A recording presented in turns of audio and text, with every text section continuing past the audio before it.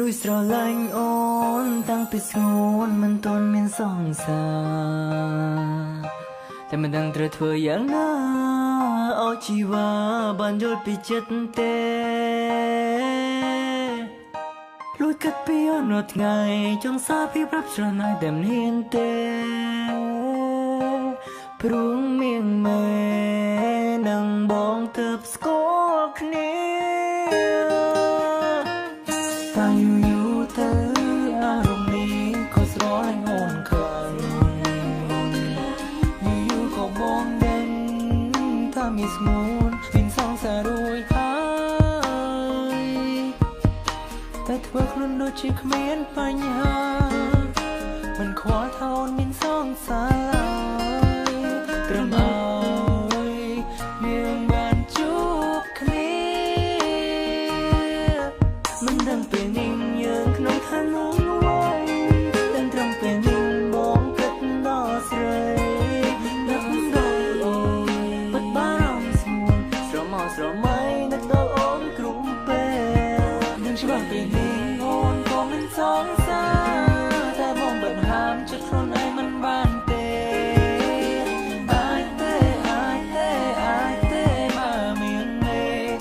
ស្រឡាញ់គេមកស្រឡាញ់បងវិញ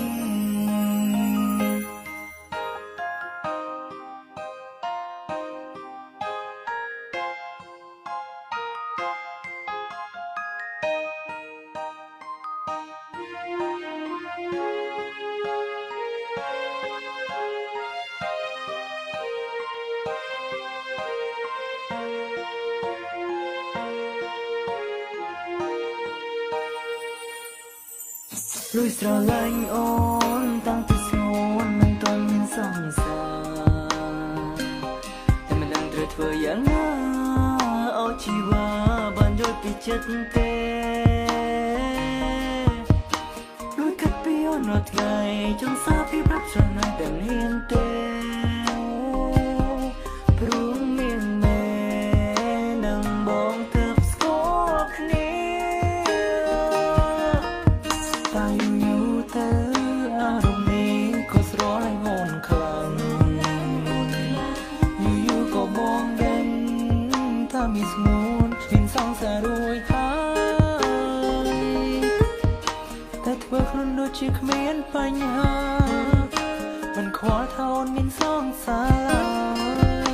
ត្រឹមឲ្យយើងបានជួបគ្នាមិនដឹងពេលនេះយើងក្នុងឋានៈអ្វីតែត្រឹមពេលនេះបងគិតដល់ស្រី